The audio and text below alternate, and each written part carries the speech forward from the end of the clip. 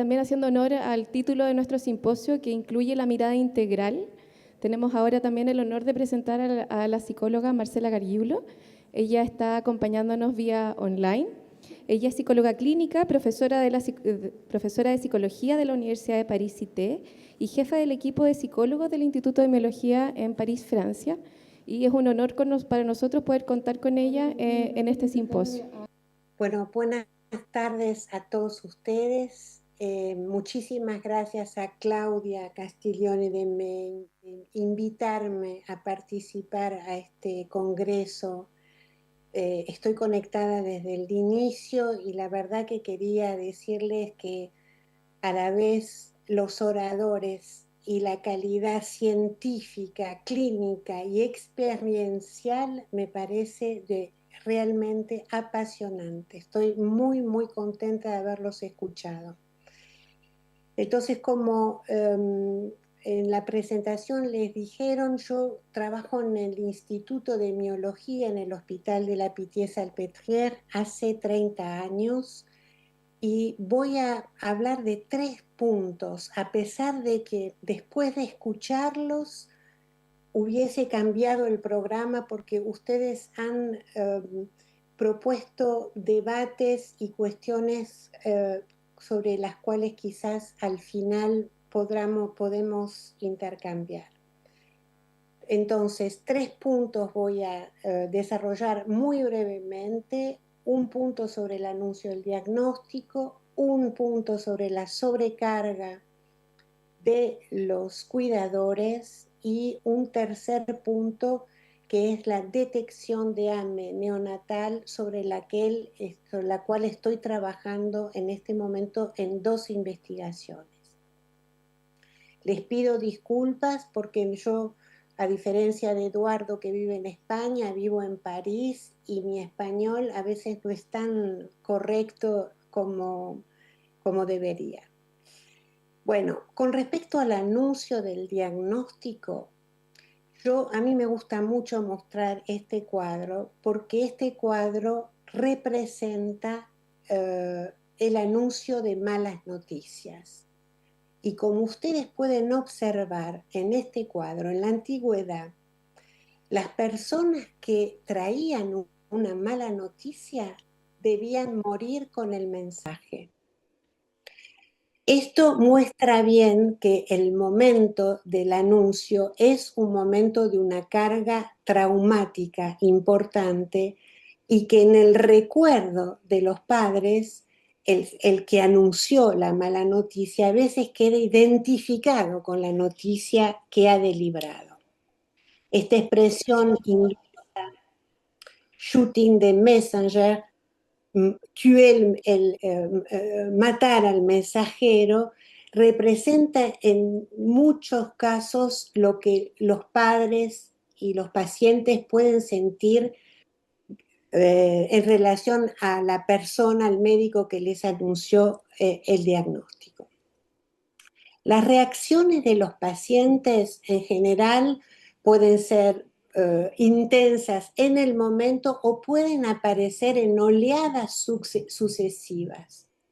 Y lo que les voy a mostrar a través de 2 investigaciones es que hay en general un desajuste entre la percepción del médico de lo que está pasando y la percepción que tiene el paciente o su familia.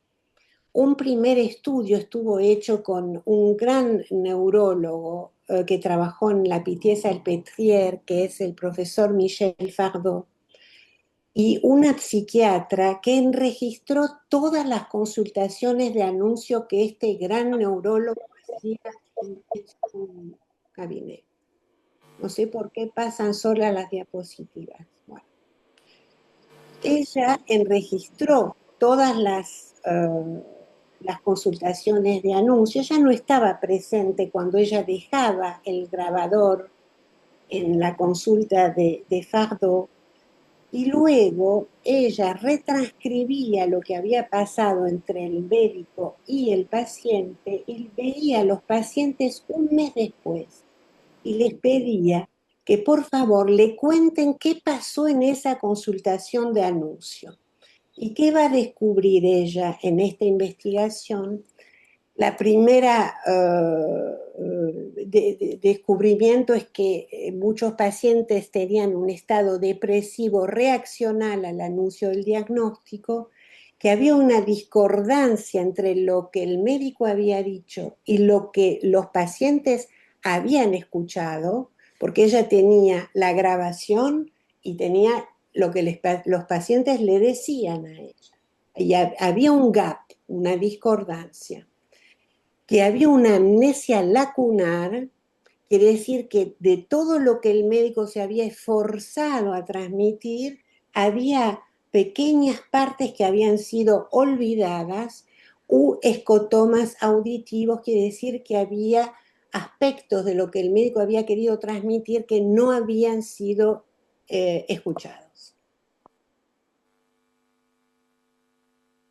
Una de mis doctorantes hizo un estudio y preguntó a pacientes que habían recibido el diagnóstico en mediana de 10 años.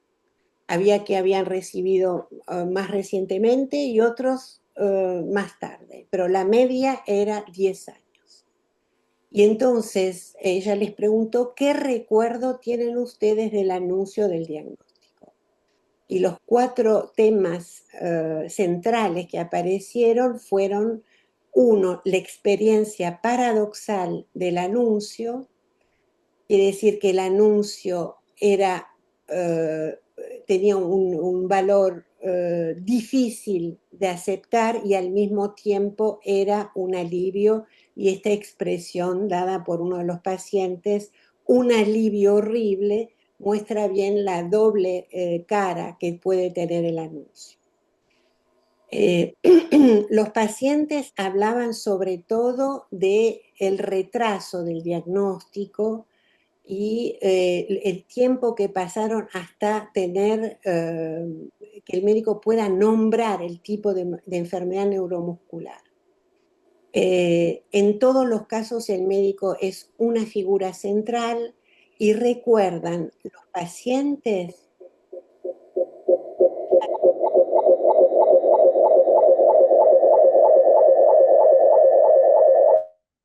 tanto como las del médico mismo. El cuarto tema importante que emerge de esta investigación, que está hecha sobre 51 pacientes, es que los pacientes tienen una dificultad para integrar la información genética, y el hecho de tener que anunciarlo a la familia, sobre todo por la jerga medical que a veces es incomprensible para ellos.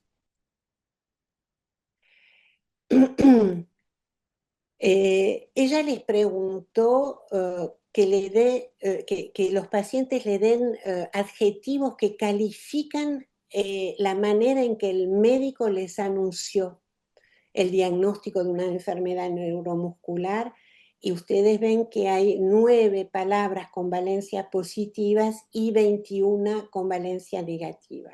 Esto no quiere decir que el anuncio estuvo mal hecho, pero yo vuelvo a mi cuadro de los anunciadores de malas noticias, es que necesariamente cuando un médico transmite una mala noticia, a veces queda identificado con la noticia que está deliberando. Y necesariamente los pacientes lo identifican con el diagnóstico en sí mismo. Ahora, hay un trabajo que les quiero mostrar porque es un trabajo que es muy interesante, que está publicado recientemente, sobre la guía de comunicación del diagnóstico en las enfermedades neuromusculares, y está centrado sobre la empatía, la importancia de la empatía en el momento del diagnóstico. Y los autores hacen hincapié en varios aspectos. En términos de pronóstico, dicen que no hay que determinar jamás una esperanza de vida, que hay que mantener una esperanza realista y no un optimismo irrealista. que hay que enfatizar siempre los aspectos positivos, valorar los deseos y las necesidades de cada paciente y ser sensible a las necesidades espirituales que cada familia puede tener. Otro de los aspectos es el reconocimiento. Y los autores explican que es muy importante en el momento del diagnóstico reconocer el miedo, el dolor, la ira, la negación, la ansiedad, el llanto y también el silencio, que es a veces muy difícil de sostener en la consulta. Valorar los sentimientos sin minimizarlos, buscando soluciones y respuestas, reconocer el sufrimiento, pero no interiorizarlo. Quiere decir que el médico tiene que reconocer lo que le pasa al paciente, pero tampoco estar totalmente identificado con él. Y en términos de comunicación, los autores nos recuerdan que es importante utilizar un lenguaje claro, evitando los tecnicismos médicos, ajustar la cantidad de información a la capacidad del paciente en función de su edad, en función de su estado cognitivo, respetar los silencios, pausas, emociones, adaptarse al ritmo del paciente y insiste sobre todo en la importancia de repetir la información y comprobar la comprensión. Utilizar ejemplos o metáforas comprensibles para facilitar la comprensión. Estas son las recomendaciones, las guidelines que dan en general para todos los anuncios de las enfermedades neuromusculares.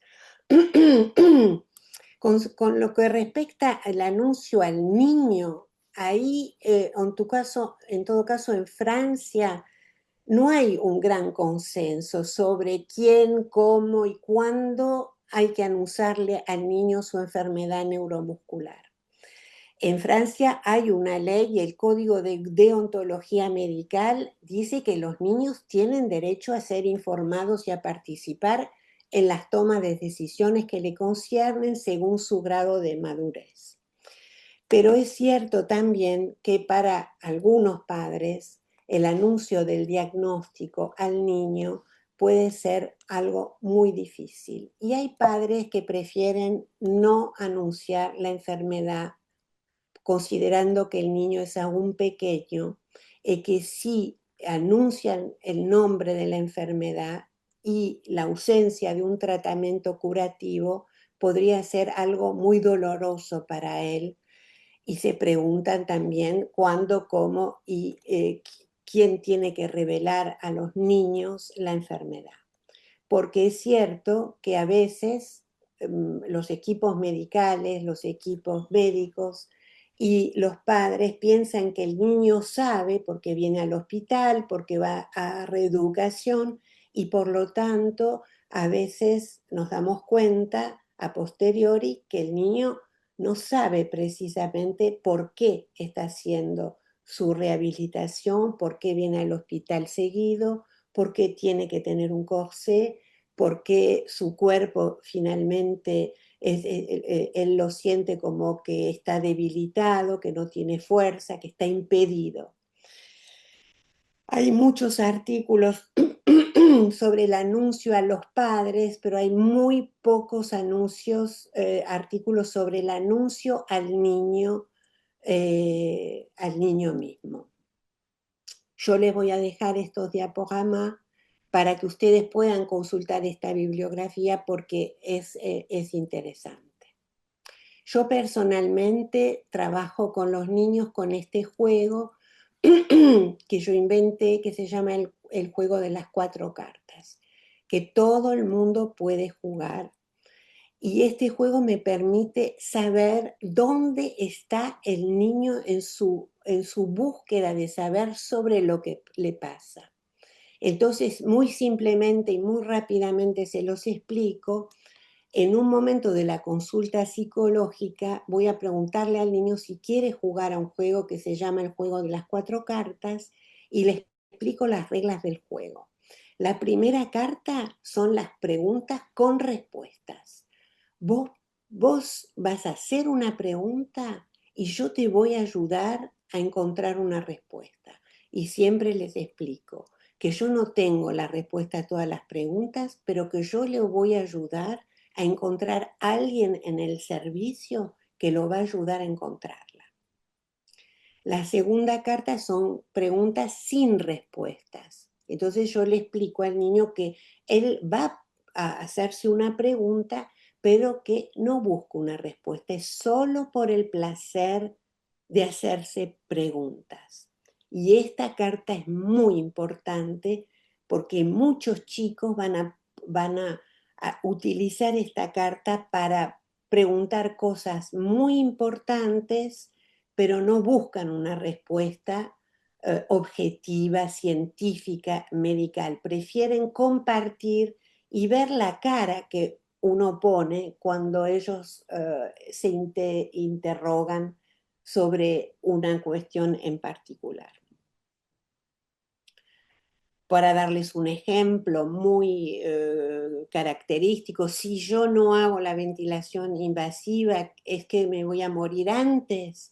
No hacen una pregunta que busca una respuesta. Buscan hacer la pregunta y compartir con alguien esta interrogación que los está trabajando por adentro. Las dos otras son los miedos y las pesadillas y los deseos y los sueños.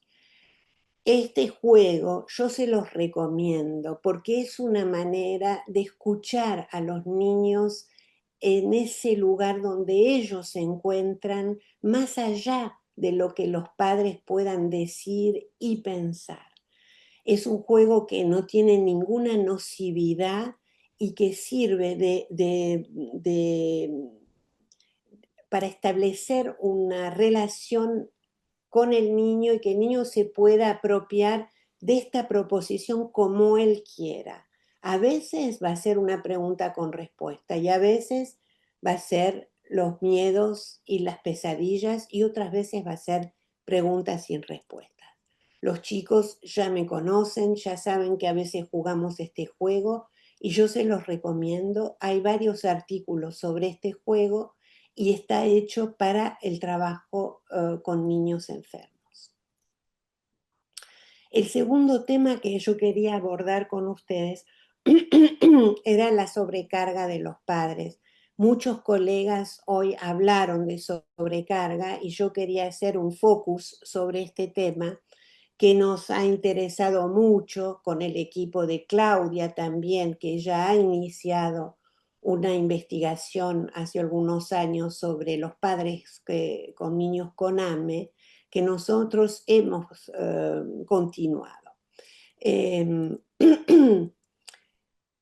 Por supuesto que anunciar a un padre el anuncio del diagnóstico, que sea en neonatal o en postnatal, es un evento traumático que va a modificar radicalmente la vida de la familia y las bases emocionales y educativas en las que los padres pensaban poder apoyarse se encuentran completamente cuestionadas.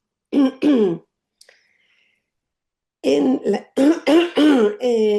en los padres hay consecuencias de gran peso. Hay muchos trabajos sobre la consecuencia sobre los padres. Kian en 2015 ya hablaba de ese sentimiento de pérdida, de impotencia, de culpabilidad, el miedo que los padres pueden tener a la grabación, el duelo de las funciones perdidas o nunca adquiridas y el miedo de las consecuencias también sobre los otros miembros de la familia, los hermanos y las hermanas. Otros autores como Jung hablan de las consecuencias de lo que imprime la enfermedad de AME sobre los padres, que tienen que hacer frente y contener las angustias de los niños enfermos, pero también los otros niños de la familia cuando hay más de un niño. la pérdida del sueño, el estrés permanente y los conflictos de la pareja que pueden aparecer, y yo creo que ustedes ya lo han constatado, en todo caso, en mi experiencia en Francia. ¿Qué es la sobrecarga de los padres? Es cuando las habilidades y los recursos internos de un cuidador se ven abrumados por la situación de cuidado. Y la expresión clínica de la sobrecarga es la ansiedad, el estrés, el activismo, la fatiga y en algunos casos la depresión, que puede ser grave. Este concepto me parece muy interesante, a la vez en AME, pero en todas las enfermedades neuromusculares de los niños. Es el concepto de fatiga por compasión, que es una forma de describir la sobrecarga, pero de otra manera.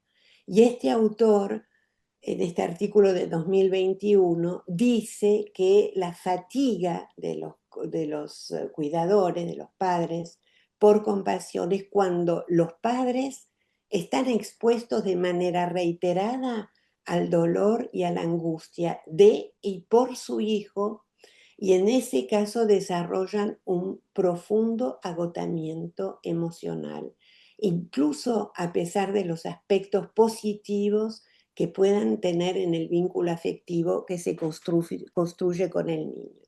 Entonces, este autor habla de una oscilación entre el compromiso, digamos, total de los padres con el niño y el agotamiento y la necesidad de preservar su propio equilibrio psicológico. Y ustedes lo deben saber también cuánto es difícil para los padres poder salir de esta tensión entre la dedicación al niño enfermo y poder pensar en ellos mismos.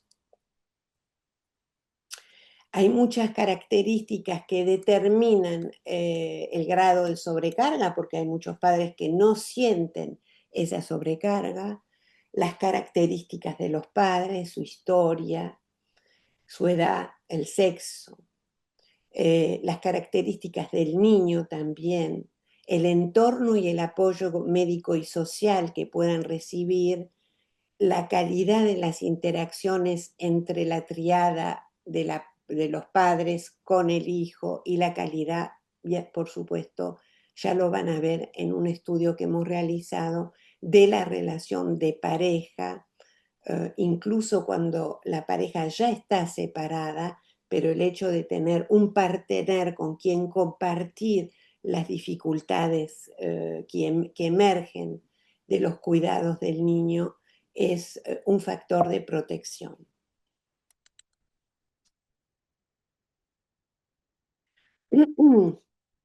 Eh, hay autores que ya han trabajado sobre la cuestión de la sobrecarga en AME, y Kremers en 2019 estudia cómo viven las madres que cuidan a un hijo con AME y encuentra que 76% de las madres con un niño con AME tienen altos niveles de sobrecarga y que el 50% presentan alto nivel de estrés emocional. Dos otros autores subrayan que los padres sufren de consecuencias en su salud psicológica, en términos de fatiga, de estrés y de depresión, pero también en su salud física, dolores, trastornos somáticos. Otro punto importante que alguien evocó esta mañana es la presión financiera que viven los padres con niños con AME, dificultades administrativas, el problema del reembolso de la atención, la sobrecarga emocional que está asociada a los cuidados, que son descritos como interminables, que necesitan la presencia de los padres en muchos casos 24 horas al día y 7 días a la semana. El costo de la atención está estimado en varios millones de euros, excluidos por supuesto los costos del tratamiento, que tienen un costo también millonario. Los costos indirectos, que están vinculados a la relación de ayuda y sus consecuencias, por ejemplo, la pérdida del empleo o la pérdida de oportunidades de carrera que los padres con un niño enfermo tienen que asumir, que son iguales o superiores a los costos directos de la atención. Artículo muy interesante a leer. En 2022 hemos publicado un estudio sobre los dilemas de los padres con niños con AME, cuando tenían que tomar en aquella época la decisión de tratar a los niños o de acompañarlo en los cuidados paliativos. Era otra época y como ustedes lo han dicho hoy, la historia natural de AME se ha cambiado de tal manera que este artículo tiene un valor histórico hoy, pero ya ese tipo de problemas no son lo propio de lo que viven los padres en este momento. Pero este estudio nos permitió hacer un gran estudio sociodemográfico y psicológico de 3 grupos de padres con AME, AME 1, AME 2, AME 3. Como lo pueden ver en el gráfico, en total tuvimos 51 padres que participaron a este estudio y para hablar de sobrecarga, sobre todo, como ven sublineado en azul, ustedes ven que la cantidad de horas de cuidados que los padres tienen que dar cotidianamente a los niños con AME es muy importante. Y la media es 6,7 tipo 1 horas de cuidados, 4,4 para el tipo 2 y 1,7 para el tipo 3, siendo el AME1 el grupo que efectivamente pasa más horas en los cuidados del niño. ¿Qué factores protegen a los padres de la sobrecarga? En este estudio que ya vamos a publicar, ya está prácticamente supres, hay 3 factores que los protegen. Estar en pareja, quiere decir no ser un padre, no sé cómo se dice en español, nosotros decimos un padre isolé, un padre solo, quiere decir que esté en pareja o tengo una pareja, una expareja con la que se lleva bien, es un factor de protección. Tener otros hijos es un factor de protección y por supuesto los progresos motores del niño son un factor protector de la sobrecarga.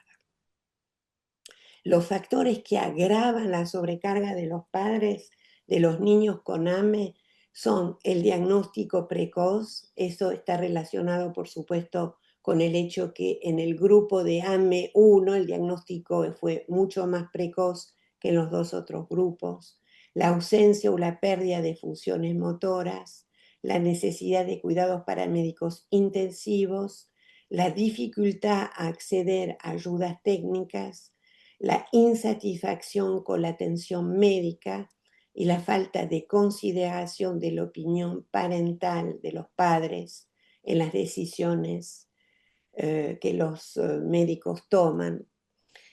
En suma, la salud física y psicológica de los padres, cuando se ve comprometida, alimenta el círculo vicioso de la sobrecarga. Ahora les preguntamos a los padres cuáles eran sus emociones con respecto a sus niños con AME. Los niños con AME 1, con AME 2 y con AME 3. Y es lo que quería mostrarle, es que a pesar de la sobrecarga, a pesar del dolor, de la angustia, de la incertidumbre que los padres viven, los padres están muy orgullosos de sus hijos y se sienten muy felices de tenerlos. Un elemento importante es que en términos de depresión y de ansiedad, entre los tres grupos no hay una diferencia significativa según el tipo de AME 1, 2 y 3. Hay en total 20 padres con una depresión leve a moderada y 2 padres con una depresión severa. Y en términos de ansiedad, los padres con AME2 tienen el score de ansiedad más altos que el grupo con tipo 1 y con tipo 3. Bueno, después en la discusión podemos conversar de ese tema.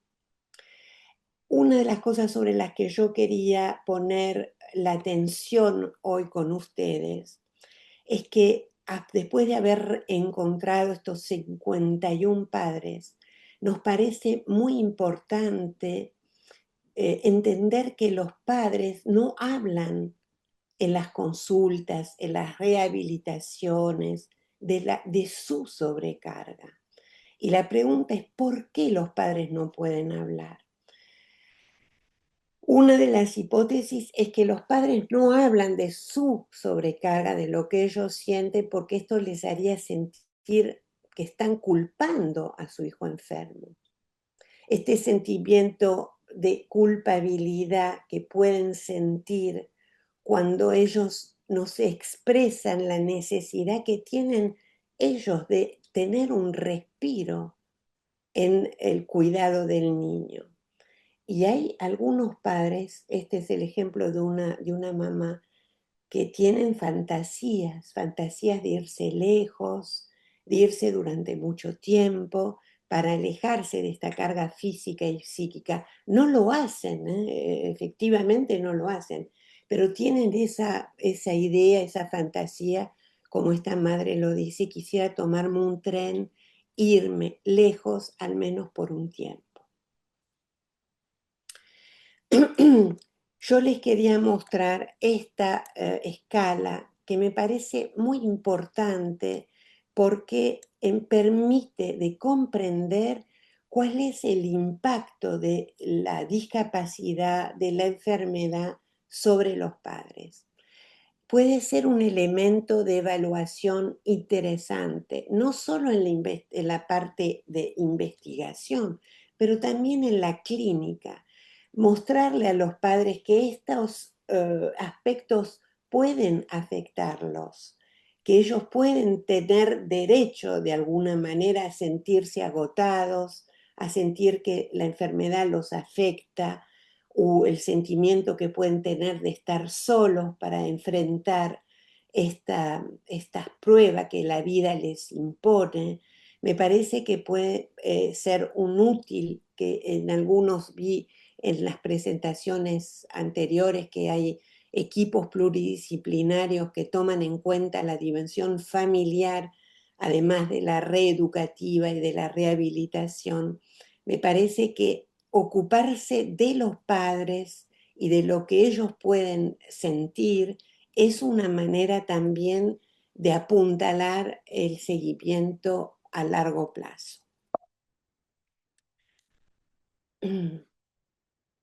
Otro tema muy importante es que la evolución de la enfermedad y mismo el anuncio precoz de AME, que produce, por supuesto, ansiedad e incertidumbre, produce en la pareja una redistribución del poder y de la responsabilidad.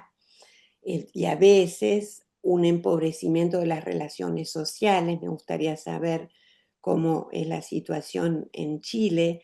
Es cierto que a veces el hecho de tener un niño enfermo hace que la familia se encierre sobre sí misma, que tenga menos contacto con el exterior. A veces en Francia, en todo caso, la familia no está siempre presente para darle un espaldarazo a los padres y acompañarlos, y esto puede afectar efectivamente la cohesión de la pareja. Por otro lado, no nos olvidemos que AME es una enfermedad autosómica recesiva y que este tipo de transmisión es algo que no puede no trabajar a la pareja ella misma, que sin saberlo han transmitido la enfermedad a uno de los niños. Estos son temas, por supuesto, que no aparecen en las consultaciones medicales, pero que van a aparecer en las consultaciones con los psicólogos. Les dejo aquí también una escala que es interesante de conocer, que es una escala del ajuste de la pareja, que permite ver también en el tiempo qué está pasando en esta pareja de padres cuando están juntos.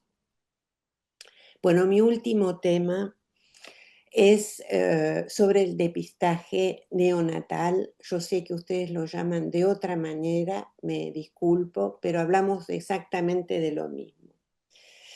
Entonces, esta revolución donde muchos de ustedes han hablado hoy cambia totalmente el paradigma de la miotrofía espinal. Y los padres están enfrentados a nuevas interrogaciones. ¿Cómo no, cómo aceptar de no darle a su hijo todas las oportunidades terapéuticas que podría tener? Hay mucha ansiedad de la parte de los padres de perder alguna oportunidad de beneficiar de una terapia innovadora. ¿Cómo pueden soportar la idea que el tratamiento puede no ser eficaz o que conlleva el tratamiento una esperanza, pero también un riesgo desconocido para ellos? Y no les voy a ocultar, a pesar de lo que se ha dicho hoy, que hay muchos padres donde los chicos están tratados. Yo estoy hablando ahora de Nusinersen en particular, y que están muy angustiados porque los progresos que esperaban no son evidentes. Y esto puede traer también una cierta ansiedad, una preocupación y también el miedo al stop del tratamiento, miedo a que le retiren el tratamiento por la falta de progresos y el miedo a la incertidumbre sobre el futuro. Estamos acá delante de una situación que es de una gran intensidad emocional y es por eso que el acompañamiento, yo diría no solo psicológico, psicosocial, por supuesto, médico-psicosocial es importante, pero los médicos tienen tantas cosas que decir, tienen tanta información que delibrar a los padres que en efecto los equipos interdisciplinarios, como ustedes lo han mostrado precedentemente, en estos casos son realmente de una gran importancia. Como ustedes saben, en Francia, en 2022, se inició un programa piloto de depistaje neonatal de la miotrofía espinal en dos regiones de Francia, el Gran Este y en la Nueva Aquitaine. Con el objetivo, por supuesto, de depistar y tratar los niños que habían sido depistados con SMA. Y en este periodo hubo 110.000 nacimientos en la región de la Nueva Aquitania y 110.000 nacimientos en la región del Gran Este, y comparado a las cifras que dieron hoy a la mañana, bueno, es bastante más elevada, 230.000 nacimientos. En 81 maternidades de esas dos regiones.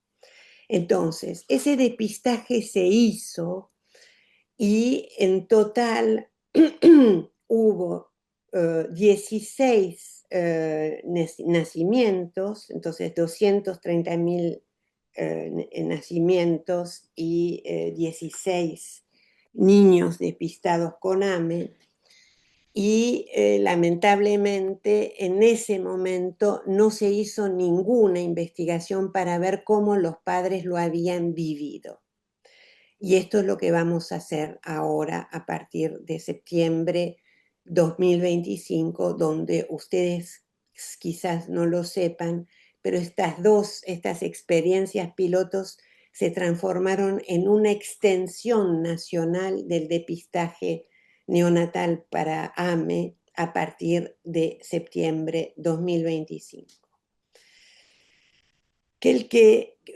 Dos puntos importantes sobre el depistaje precoz en AME, y estos artículos, por supuesto, también son interesantes para leer, para mostrar que estamos frente a un avance espectacular de la medicina, pero que tiene que ser acompañado de un avance en el acompañamiento de los padres. En este paper lo que aparece es que 94% de padres de niños diagnosticados con AME a través del depistaje precoz neonatal y que han recibido terapia génica apoyan la inclusión de AME en el depistaje precoz. 96% habían sentido ansiedad después del anuncio.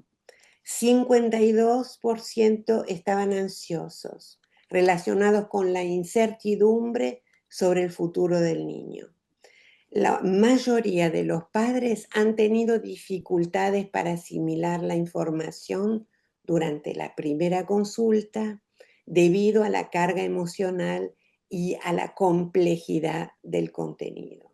Como ustedes lo saben, en Francia los niños les hacen el prélèvement en el J3 de la naissance, J2, segundo día del nacimiento, y se van a la casa con un bebé precioso, hermoso, está todo bien, y después reciben un llamado telefónico invitándolos a venir en urgencia al hospital.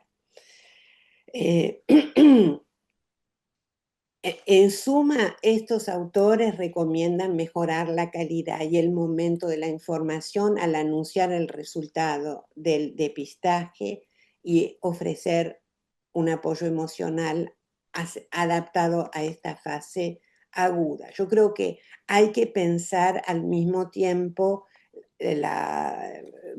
poner en lugar los depistajes, pero también hay que pensar cómo se va a acompañar a las familias. Laurent Servet, que hizo su equipo un programa de depistaje neonatal en Bélgica, es uno de los pioneros del depistaje neonatal, Laurent Servet. Él dice: los tratamientos tempranos transforman la temporalidad de la enfermedad, particularmente en las formas presintomáticas, y crean nuevos desafíos psicológicos para las familias, que aún son pocos tenidos en cuenta en las prácticas de cuidado y de seguimiento. ¿Sobre qué yo quiero insistir? Sobre el hecho de que va a haber un grupo que va a estar depistado, Eduardo lo dijo muy bien esta mañana, depistado y tratado. Y hay otro grupo que va a ser depistado y no tratado. Entonces, esta problemática, yo no digo que para los padres del grupo 1 que reciben la terapia génica no haya ningún problema, pero tienen esperanza y están encuadrados en un proyecto terapéutico. Pero entre los 16 padres que fueron depistados en la experiencia piloto, hay 6 niños que tienen la forma asintomática o presintomática y no están tratados. Y eso para esos padres es difícil, porque el niño está bien, vive bien, pero viven con una espada de Damocles sobre sus cabezas. Otro papel interesante de 2023, alta persistencia y frecuencia de la ansiedad parental después de un depistaje neonatal positivo en AME. Marcada insatisfacción con la calidad de la información inicial. Es necesario un seguimiento psicológico y emocional después del diagnóstico, particularmente para las familias identificadas como en riesgo. Y el último papel es este de Lee, del Estado de New York. Ellos informan de que a pesar de que la mayoría de los niños reciben tratamiento temprano, los padres atraviesan un periodo de estrés y de incertidumbre a menudo exacerbado por las barreras administrativas o medicales. Estos resultados nos llevan a pensar en la importancia del apoyo psicosocial para estas familias. Entonces yo creo que este es un tema importante sobre el que tenemos que avanzar. Nosotros estamos con el equipo de Vincent Logel, que fue el iniciador de la experiencia piloto en Francia del depistaje. Vamos a comenzar una investigación retrospectiva con los 16 padres que fueron diagnosticados en estos 2 últimos años. Los niños fueron diagnosticados en estos 2 últimos años, sabiendo que en este grupo de 16 padres hay 9 padres con niños tratados, que hay 5 padres con niños que no son tratados y hay un falso negativo. Quiere decir que tenemos 3 grupos por el momento y vamos a hacer una investigación teniendo en cuenta estos aspectos y preguntándole a los padres estas cuestiones que yo les estoy mostrando aquí. Y si alguno de ustedes, de sus equipos, cuando pongan en marcha el diagnóstico depistaje neonatal, por supuesto compartiríamos la metodología para compartirla y poder trabajar de manera plurinacional, internacional. Les vamos a preguntar cómo fue el impacto emocional del anuncio, las representaciones que tienen del AME y del tratamiento, los efectos sobre la postura de crianza y la relación padres e hijos, la reacción ante el contacto telefónico. Este tema es muy interesante porque yo tuve una reunión con los médicos que son responsables de este depistaje piloto, y ellos me decían que algunos hacen llamar a una secretaria y otros son ellos mismos que llaman. Quiere decir que todavía no se protocolizó la manera de contactar a los padres cuando hay que llamarlos después que entraron a sus casas y que hay que pedirles que vuelvan a consultar de manera urgente. Estos son los aspectos que contamos investigar a partir de fines de septiembre con los 16 padres de los que les hablé, de estos 3 grupos, niño tratado, niño no tratado y el falso negativo. Bueno, este es mi equipo en el Instituto de Miología, que está dirigido por el profesor Bertrand Fontaine, y voilà, les agradezco su atención.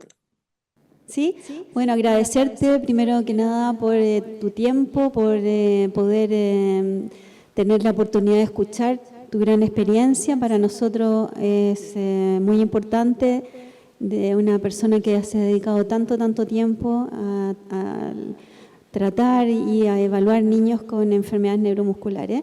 Y vamos a ver si hay preguntas desde el auditorio. Ahí tenemos la doctora, ella se va a presentar.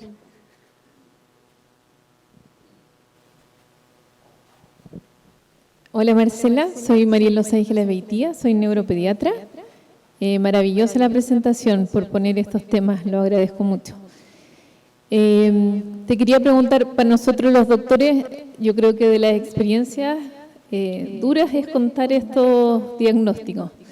Y tú contabas un poco, uno lo vive, uno sabe que los pacientes se bloquean, que la mayoría no se acuerda de las cosas después. Y ponías muchas veces como que la mala experiencia, pero ¿hay algo que hayan visto que los hace tener una mejor experiencia? Porque nunca va a ser buena, pero hay algunos como puntos que uno diría, ¿eso ayudó a los pacientes que uno lo pudiera tomar? Bueno, yo creo que está claro que el momento del anuncio, y yo he asistido a cantidad de anuncios de diagnóstico porque algunos médicos antes, cuando yo era más joven y recién empezaba, yo tenía ganas de ver cómo se producía el anuncio del diagnóstico. Yo les rindo homenaje porque había una intención, una calidad, una presencia. Algunos hacían dibujos, trataban de hacer esquemas, explicar pedagógicamente. Y sin embargo, la manera en que los pacientes y la familia viven a posteriori ese momento, hay un decalaje que no se puede evitar, porque el anuncio tiene una dimensión traumática. Y cuando uno está en una situación traumática, está en una situación de sideración del pensamiento y va a transformar, va a travestir lo que pasó según la tonalidad de su estado interno. Entonces, la cuestión no es hacer un anuncio perfecto, porque no existe. Yo creo que el artículo que yo les mostré sobre la empatía da de guidelines que son muy interesantes. Y sobre todo, lo que hemos descubierto con estas dos investigaciones que hicimos recientemente sobre cómo los pacientes viven el diagnóstico, es la necesidad que el médico le diga a los padres o al niño o a la familia que restituyan lo que entendieron. O sea, puede tomar 5 minutos, no más, de todo lo que les dije, que retuvieron hoy, porque todo no se puede decir de una vez. Entonces, lo importante es siempre partir de lo que el paciente entendió y comprendió y de lo que no comprendió. Porque como vieron en esta investigación con las grabaciones y los pacientes que cuentan, el paciente no escucha todo, no entiende todo, entonces necesita que ese anuncio se repita y se hable de otras maneras a diferentes ocasiones. Yo creo que preguntarle al paciente lo que entendió, la repetición en el tiempo, seleccionar las informaciones que uno da, uno puede informar sobre todo en una sola vez. Y la genética, eso es otro capítulo, la genética, porque la genética es difícil de comprender para muchos, no para todos, por supuesto, pero para muchas familias. Vamos a tener una pregunta más en honor al tiempo, desgraciadamente, porque en realidad podríamos conversar mucho con Marcela. La doctora Suárez quiere hacer una pregunta. Ya, cortito, en honor al tiempo. Muchas gracias por la presentación, excelente. Muchas veces los papás preguntan, ¿cuándo tenemos que decirle a nuestro hijo que tiene la condición que tiene? Yo creo que siempre, desde el principio. Yo tenía una colega que en la sala hay médicos que la han conocido, una gran neuropediatra que era Madame Barrois. Ella hablaba con los bebés con amiotrofia espinal. Y ella, que por supuesto que los bebés no entienden lo que dice el médico, pero comprenden la intención de lo que se dice. Y esto crea en los padres un modelo de lo que es hablar con el niño de la enfermedad desde el principio, desde que es un bebito. Explicar lo que le está pasando. Por supuesto que un bebé no entiende las palabras, pero esa intención de que el médico habla al bebé le muestra a los padres que ellos también le pueden hablar al bebé y le pueden decir cosas que tienen que ver con su enfermedad y sobre el amor, cómo los quieren y cómo lo van a cuidar siempre, le pueden decir muchas cosas. Y esto hace que la enfermedad no quede en el baúl de lo no dicho, sino en algo que se puede compartir y hablar de una manera natural en la familia. Lo mismo para los hermanitos. Cuando hay hermanitos es muy importante poder hablar naturalmente, según la edad, por supuesto, según la madurez. Yo siempre les digo a los padres que a los chicos no hay que decirles todo. Hay que tratar de que ellos nos den la brújula de hacia dónde tenemos que ir. Por ejemplo, cuando tenemos un bebé con hambre y tenemos una hermanita o un hermanito con 4 años que se da cuenta lo que está pasando, preguntarle al niño, ¿qué te gustaría saber sobre lo que tiene tu hermanito?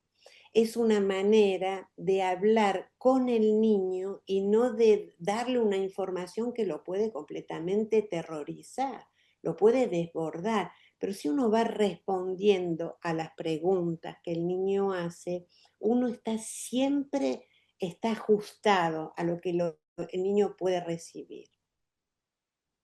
No sé si soy clara. Te vamos a dar un aplauso, creo que se merece todo el aplauso de y muchas gracias, Marcela.